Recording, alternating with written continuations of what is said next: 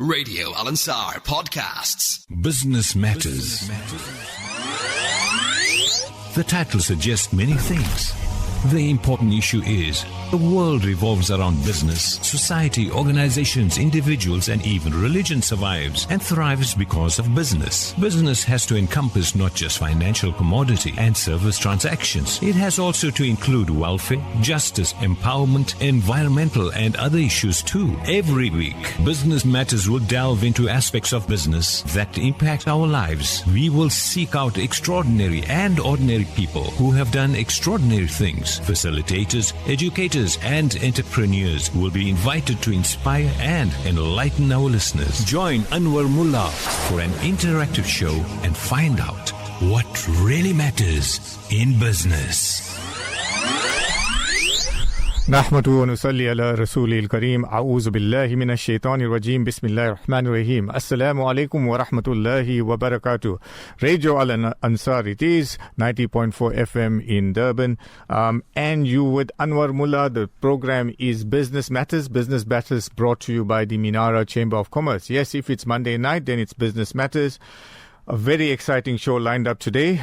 We're going to teach you or show you how you can save on a lot of tax the legal way, and to show us how to do that, I have on the line with me gentleman called Suhail Mohamed. Suhail doesn't need any introduction to Radio Al Ansar. He's been on air with me a few times before. Suhail used to be the fund manager for the Stanlib Islamic Equity Fund going back a few years, and then went out on his own. He is a partner of mine as well in a company called Hasanat Capital, and we're going to be talking about the Hasanat Green Energy Fund tonight. Suhail, assalamu alaikum and welcome to Radio Al Ansar. Walaikum assalam. Jazakallah for having me, Anwar. Okay, Suhail, thanks for joining us once again. I know I'm quite excited, and I know you are as well, about this launch of the Renewable Energy Fund, the Green Energy Fund, which we're going to be doing, inshallah, tomorrow evening in Durban. And I thought we will kind of jump the gun a little bit and get you online together with Oki and Willem, who will speak to just now, regarding the Green Energy Fund. Suhail, it seems like a very lucrative fund in terms of tax saving. So you want to give us a bit of background in terms of renewable energy and where the government has kind of come in offering this tax incentive? All right, Anwar, I think the fact that South Africa is an issue with electricity is no secret. I mean, we're all aware of it. I mean, I'm currently experiencing load shedding at home as we speak. Okay. But fortunately, I got solar panels on my roof, so I'm okay. So you're not talking to us from the dark? No, fortunately not. Alhamdulillah for that. All right. So there's been various initiatives being announced over the years. There were some tax benefits announced in the previous financial year, where any company that invested in solar received a 100% tax deduction. Okay. You know, prior to that, there were other incentives there where you could depreciate solar assets over a 3-year period as opposed to a 5-year period with other assets. But in the most recent budget speech earlier this year, the minister announced a 125% tax incentive for any business that invested in solar generating equipment and effectively generated their own power. So this was specifically targeted at businesses who are putting panels on the roof and getting their own batteries and things like that. But through our partners GrowWest, we found ways to effectively put this kind of an investment structure into a fund where investors could benefit from the tax incentive provided by Section 12B of the Income Tax Act. Okay, Suhail, so we're all familiar with Section 12J, because a few years ago there was tax incentives for investing into Section 12J. And alhamdulillah, at Hasanat, we did a few capital raises over a period of a few years and very successfully at that.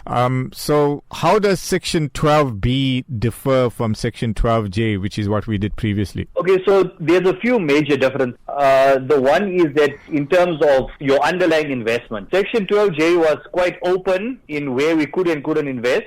There were obviously, your alcohol, tobacco, properties and things like that where you couldn't invest. But for the most part, you could invest in almost any industry provided you were investing in South Africa. Okay. With the 12B, it's very different. It needs to be assets specifically focused on the generation of of what we call green energy or renewable energy. Right. So that's in terms of where we can and can't invest. As far as the actual tax deduction is concerned, Section 12J was 100% tax deduction, whereas 12B is a 125% tax deduction. Okay. So as a simple example, if an individual whose marginal tax rate is 40% earns R1 million or has R1 million of taxable income for the financial year, and he invested 500,000 into the 12J, his taxable income for the financial year would have been 500,000 rand. Okay. If the same investor earns R1 million and puts 500,000 rand into the 12B, he gets a tax deduction of 125%, meaning that his taxable income for the year is only 375,000. So automatically, without the investor doing much,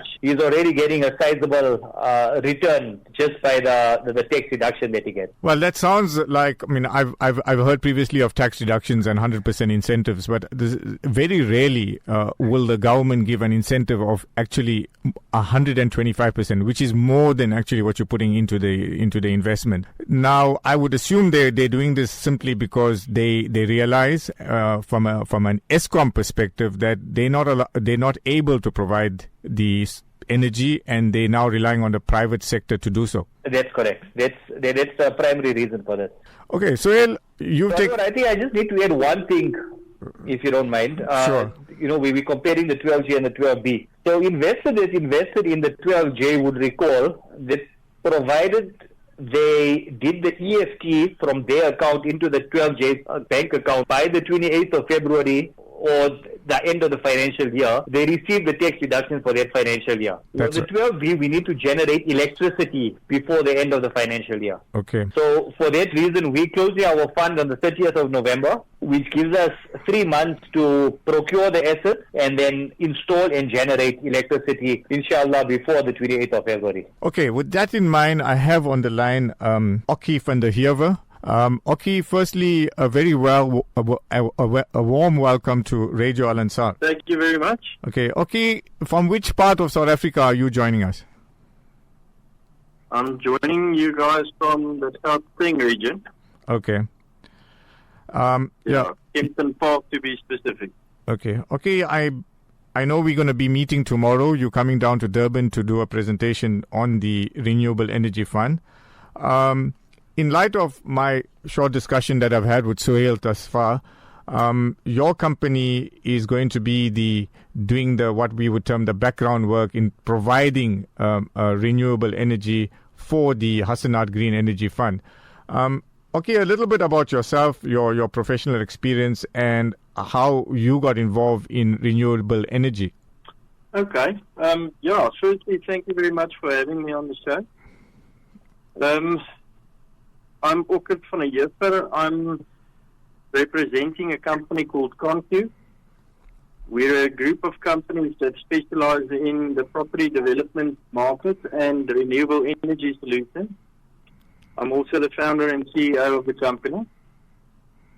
Okay. So how we got into the market is we've got properties that we're busy developing under our pipeline.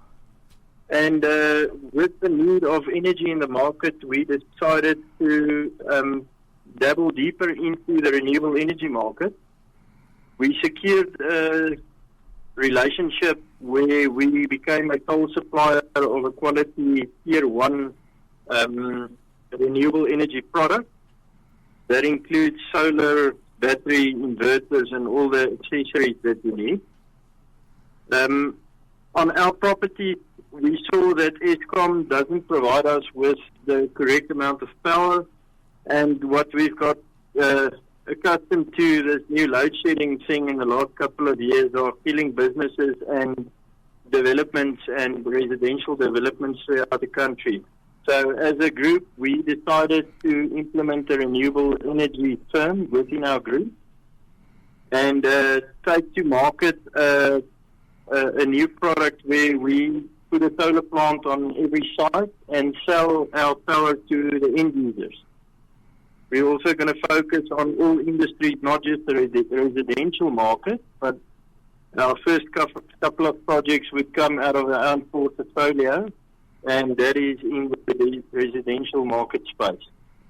Okay. So not to give you too much, that's a brief. Okay.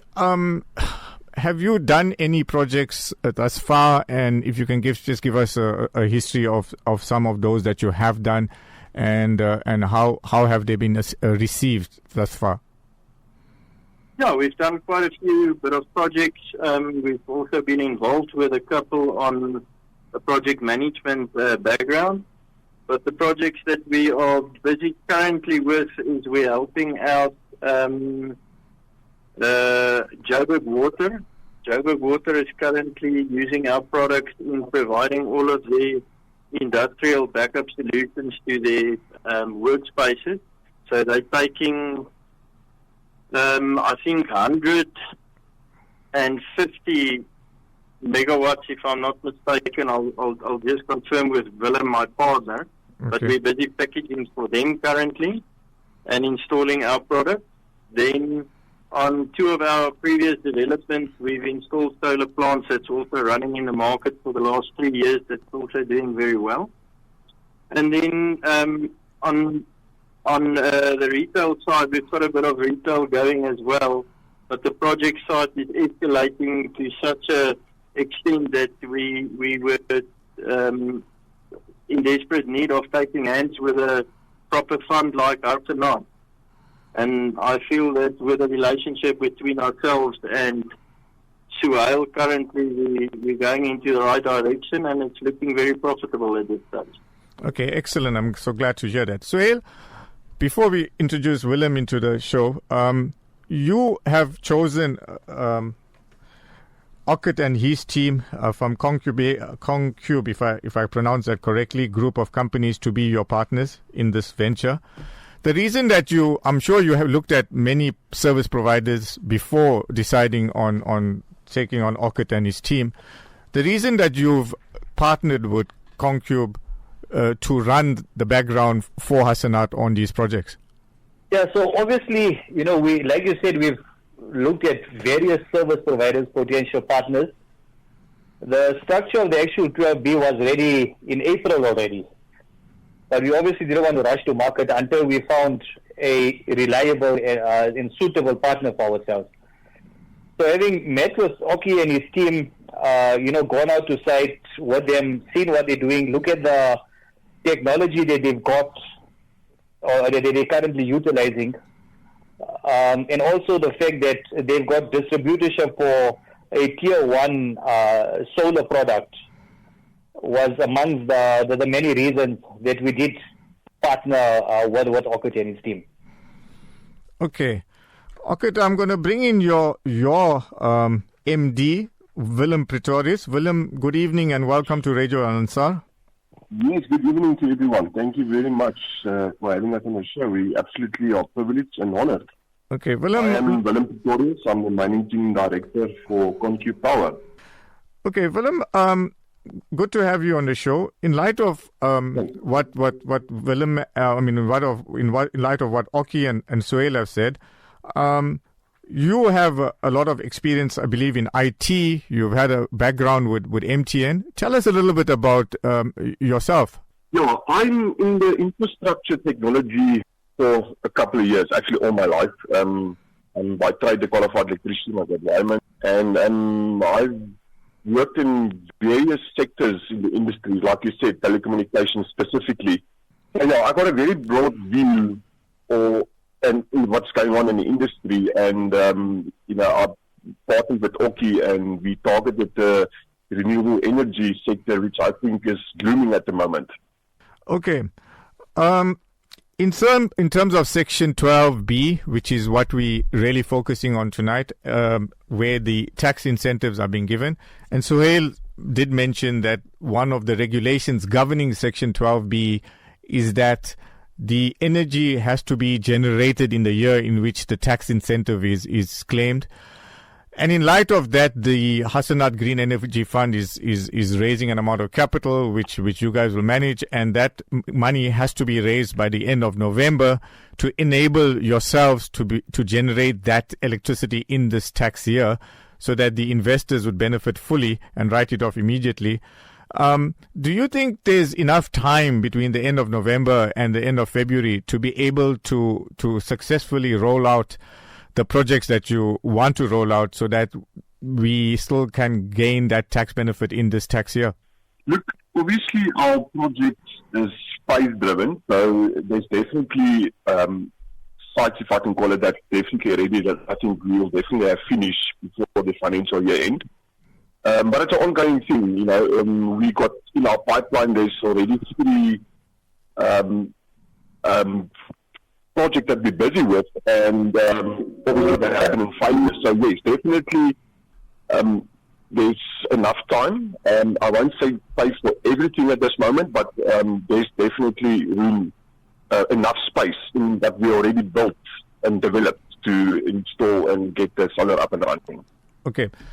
Okay, if I may ask you to come in here, if I'm the end user of the electricity, why would I want to buy electricity from a person like yourself or from your company rather than relying on Eskom? We know that they have issues with load shedding, and that's one of the reasons why somebody would want to buy from yourself.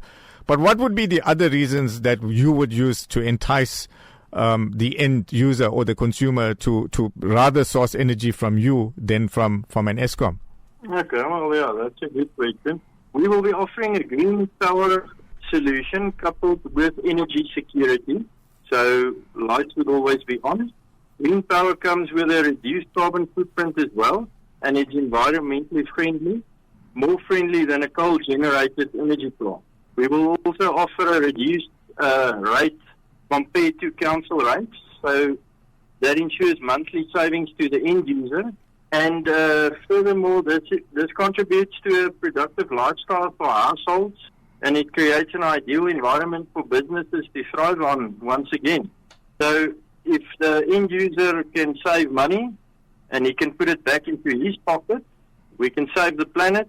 We do green energy. I do not know why any client or investor would not buy our green energy from us.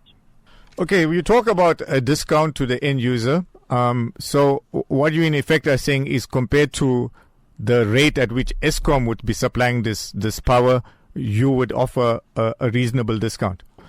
Okay, that makes a lot of sense. But, and there's a big but in everything, how capable or how confident are you that your electricity would be sustainable? What happens if we've had 3 or 4 days of rain and your renewable energy plant hasn't been able to generate enough supply to whoever the end user is? So we've got backup of battery solutions. So it's not just a PV solar plant, it comes with batteries as well. And in the overcast days, we are grid tied. So it's not like we are totally off grid. We still have a connection to the grid. And in those very bad days, we might use a bit of the electrical grid. But we foresee for a 90 to a 95% overtake in battery power and PV power. Okay, so you've obviously got massive battery backup to be able to allow for 2 or 3 days of bad weather. Yes, correct. We generate power to the same capacity as the substations that we provide in the development. So the same amount of power that you would generate outside, we generate inside in battery capacity. Okay, Willem, you're the technical guy in this whole thing, and if I may ask you, the renewable energy plants that you're setting up, and maybe an end user would be somebody like a big supermarket chain, which have many branches. But where would these plants be set up? Would they be set up on the premises of the customer, or is it set up at a place and you transport that energy, to a distance? And how far can you transport this energy? Most of the time, so I would say 90% of the time it would be installed at the customer's premises. Normally they will make space available in a suitable area for this equipment to be installed. So definitely, yes, most of 90% at the customer's premises. So the cable runs is not that long, and for the electricity energy to reach them is instantly, and the seamless switching as well. Okay, I know a little bit in that I've put some solar panels on the roof of my house, and I've got some battery backup, and it all seems to be working quite well. We're talking of energy generation here on another level. Give us some sort of an idea, Willem, if you can, on what size of panels, how many panels we're talking about, what would be a small project and what would be a large project for somebody like yourselves? Yeah, so this specific project I'm referring to now is Sun Air. The development's called Sun Air. It's a 1 megawatt plant. So you look at 1,800, more or less 550 watt panels. 1,800 panels. Large. Sorry, is that 1,800 panels? Yes. Okay. Yes, Yeah. more or less. Right. And that's firmly a big project. And your smaller projects, you look at a range of 10 to 50 kilowatts. Anything above 100 kilowatt is starting to get big. And how many panels would that be? For 100 kilowatt. Yeah, for a small project. I mean, if you take on a small project. Yeah. If you look at 150 kilowatt, about 270 panels. 100 kilowatt is 120 panels. So small project, I would say anything in the range of between 10 and 30 panels is small, and anything above 100 panels is starting to get big, if I can put it that way. Okay, so you're not excluding the small consumer. I mean, 10 to 30 panels would be a reasonably small, literally a domestic kind of application. Correct, yes. No, definitely. It's all under our radar, from small to big. Okay. Oki, if you can, would you share with us who some of your customers are, what type of relationships you have with them? Oh, sure. So the one customer that we've got out in the Joburg region that we're working on currently is the Wannable Group. So the Wannable Group that's going to buy a lot of stock from us and also generate some projects towards us. They are a local-based firm. They also specialize in supplying materials to the market and renewable products. That's one customer that we've got. Other customer that Willem is working on currently, that's Rand Water. We are helping them out with a full supply, install, and package for their plant. That's quite big. And then one of our own subsidiary firms, the Knoten Group, where we hold some properties in, that's also another customer that we would benefit out of. And there's quite a fair bit of property involved there. So, in a nutshell, if Suhail and the Hasanat Group raised a substantial amount of money, which we hope to do towards this first raise by the end of November, there's no shortage of projects that you could immediately, literally turn on to utilize these funds optimally.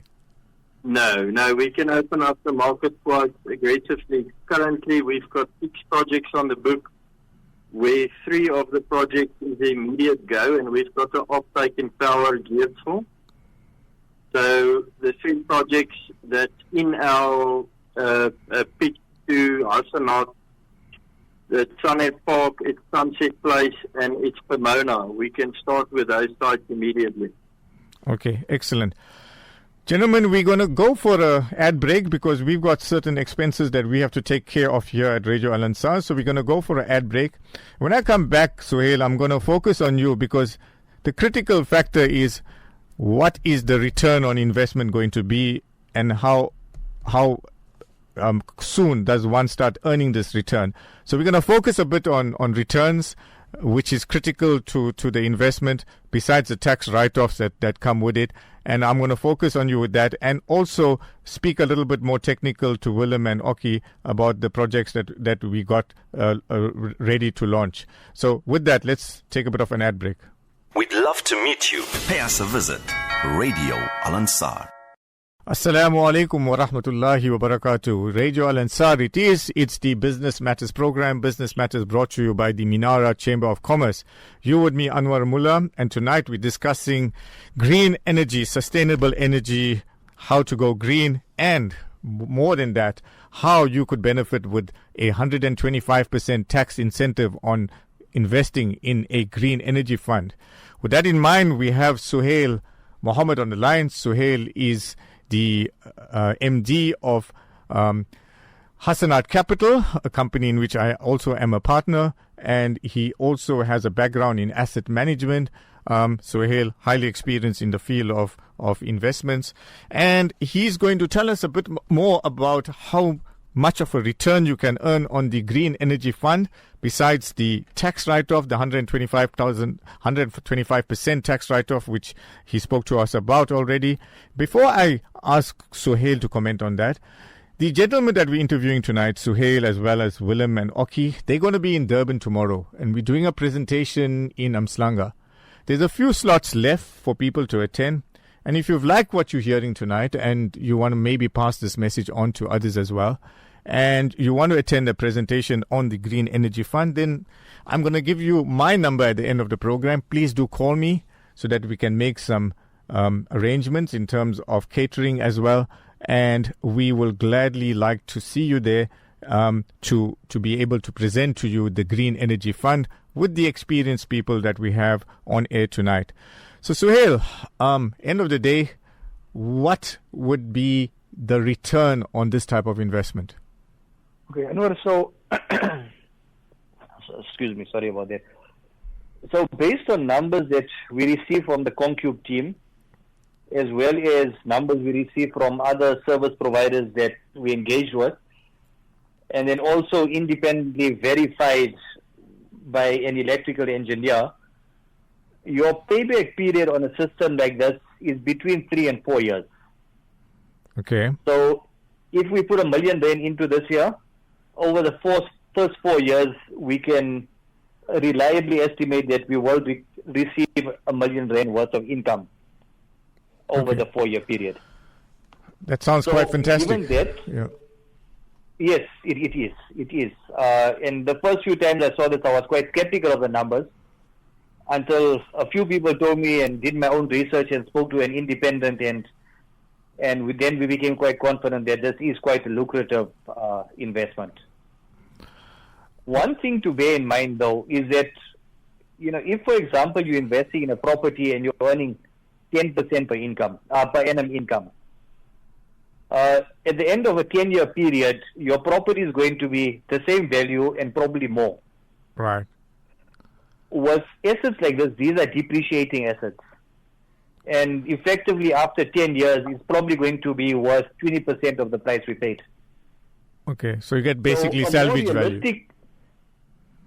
Yes, so I would, when speaking to an investor, I would say to them, assuming that these assets are getting depreciated down to zero and we're going to get nothing for them at the end of 10 years. Okay. So a more realistic, if you want to compare it to a conventional investment, is that if we say we're going to be earning 25% per annum, let's allocate 10% of that, of the 25, effectively towards a capital repayment. Okay. So we're looking at a net return of, depending. So we're starting off, our projections are saying just over 10% per annum in year one. Right. And remember, as the years go on, the price of electricity increases, but we've already got our input cost. So our returns will increase, inshallah, as our turnover increases.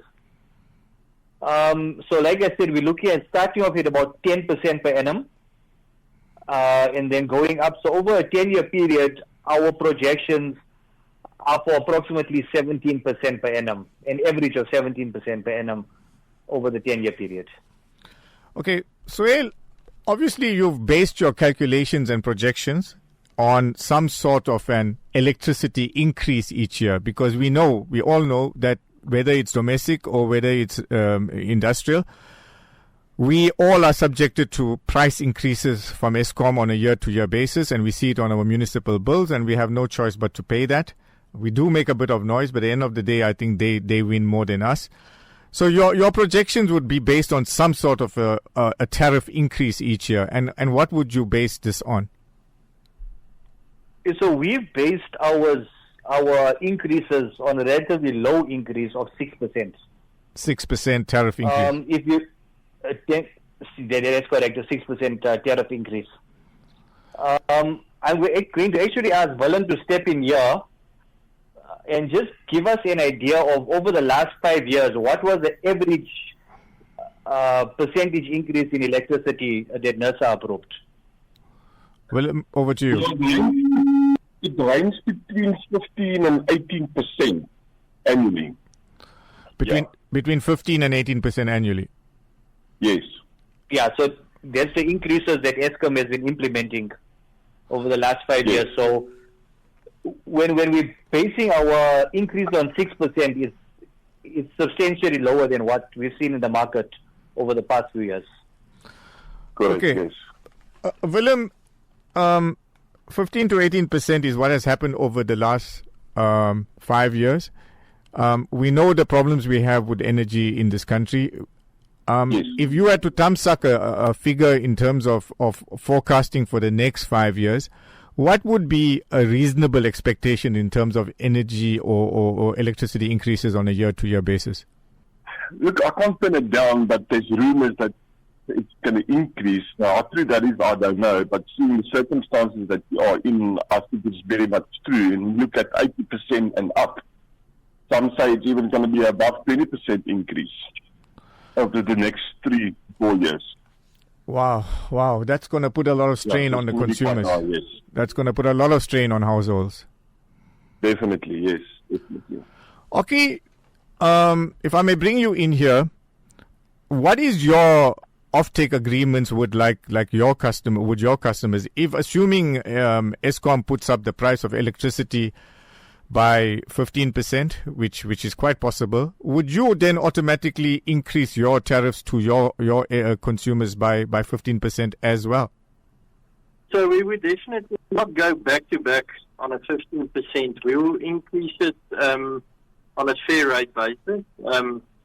We will definitely give the incentives towards the customer that purchased power from us. It will be internally decided at that stage, but I can tell you now that in getting the customer and the trust of the customer for a long-term period, that is at the forefront of the business model that we've got. We want to achieve a 10-year relationship with that customer. So if we can provide them with a decent saving and we still make a decent profit, I think we've got a working model that you don't get out in the market currently. Okay, excellent. I suppose that the customer would be happy as long as his tariff increase is slightly below what he would have had to pay Eskom. Yes, correct. Okay, Suhail, you spoke about 10-year relationship with customers. You marketing this fund as a 10-year fund. Reason for that, please? Okay, so when you look at the lifespan of this kind of equipment, I think Willem would probably better suited to answer this. But in any case, having spoken to the team at Concube as well as other consultants, your general lifespan on your batteries and inverters are approximately 10 years. Panels can go up to 20 years. But because your inverters and batteries are expected to last about 10 years, that's the reason we've opted for this to be a 10-year investment to give investors optimal returns on the assets that they purchase. Okay. Willem, in the normal course of things, mechanical breakdowns do happen. Things like hailstones sometimes damage panels. Could be other factors, inverters breakdown. What contingency measures are in place to mitigate against these type of factors? Look, we do have contingencies, and also we have ongoing maintenance plan that's overhead of this study, that these products will be maintained and measured and checked on a monthly basis to prohibit any breakdowns.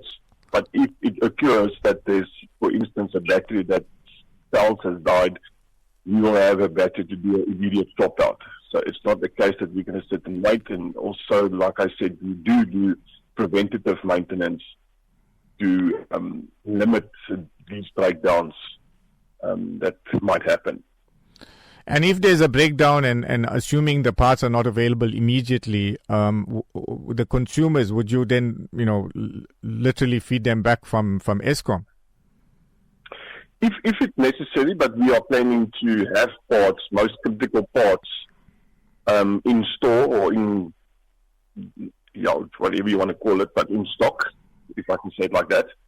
So we're trying to mitigate it up to we want to achieve the 90.99% uptime. So we will definitely have critical spares to our disposal to do these swap outs at immediate effect.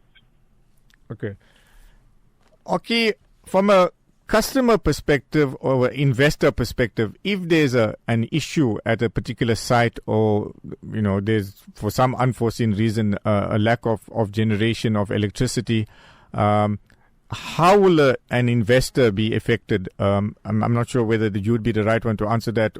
Well, I'm sure or Suhail will come in. But okay, let's start with yourself. Will the investor be compromised in an unforeseen circumstance like that? No, we do have a contingent model in every project that we take on. We don't pitch a full 100% consumption as income. We actually only take a certain portion for these circumstances.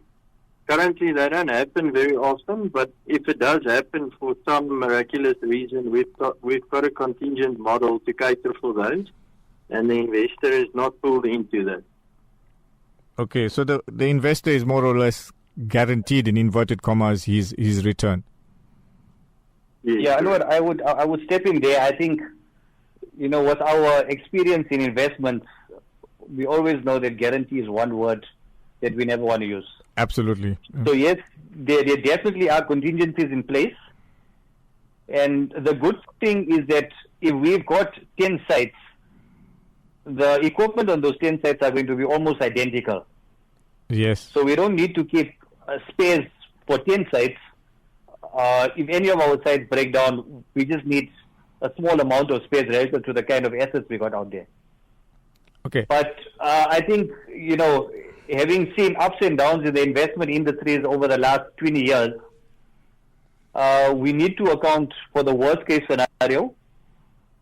And if there's an instance where, say, for a month, one of our sites don't generate any electricity, and Oki and team have to buy from Eskom and supply back to the customer at the same price that they buy, then unfortunately for that month, there won't be any returns generated for our investors.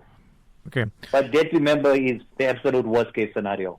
Okay. Suhail, how often do you expect to pay out an income to investors?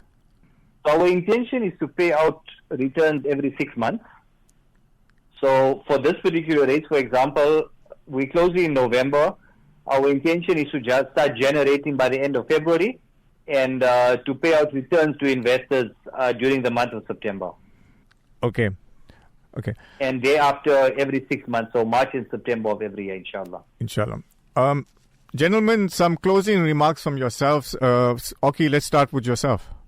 Yeah, I think from our side, we are excited to take this new venture on with Hasanat and their esteemed investors. I feel that we've got the potential in these models to not just make money and profits, but to really add to the energy crisis that's going on in this country. And we can get our dignity back in the country with business. Where the lights are on, we can do business. If we got power, people can live the way we used to prior to this Eskom gap that they've given us in the market. But with anything else like what we've got currently, it opens up a portion of the market for private sector, and we are there to fill that gap. So from the ConCube power side, we are very excited. We've got a nice model, and I think our timing is perfect. Willem, a few last words from yourself. I want to throw a little bit of stats in there to motivate my statement. So just for this year alone, load shedding was in total 170 days. Now, you can do your own calculations and understand that what big impact that has on South Africa economy. To put stages 3 and 6, you look at between 204 and 899 million rand that gets lost per day. So no doubt in my mind that we're moving in the correct space. And like Elon Musk rightly so said, if you're not directly or indirectly in the new renewable energy space, then you need to relook at your business. Okay. And if I look at the prediction for the solar PV panels to be installed in South Africa for this year, the prediction was 5,341 megawatts. And currently we're sitting at 4,412 megawatts. So it's a little bit slower, but there's a lot of room to go because our grid is 58 gigawatts and 38 of that is by coal mines. And we all know that coal mines, in what state they are. So now in my mind that we are entering this market at the right time, and I think by 2030 there's going to be a lot of solar farms, especially on the commercial side, that's going to be installed and running on PPAs. Definitely, I can't see it. We have a huge demand for renewable energy. Okay, gentlemen, I'm sorry I need to cut you short there. We on time for the 8 o'clock news. I just want to give my phone number for anybody that wants to attend the presentations tomorrow evening. My number is 083-6578677. I repeat, 083-6578677. You can WhatsApp me or call me, and I'll make arrangements for you to attend the presentations tomorrow evening, where you can learn more about the investment. I think the minimum investment is 100,000 rands, but investment into renewable energy. With that, it's thank you so much for the gentlemen of being on air tonight. Lovely to learn about renewable energy. Wishing you everything of the very best and all the success, and hoping to meet all of you tomorrow evening at the presentation as well. With that, it's wassalamu alaikum wa rahmatullahi wa barakatuh. Radio Al Ansar podcasts.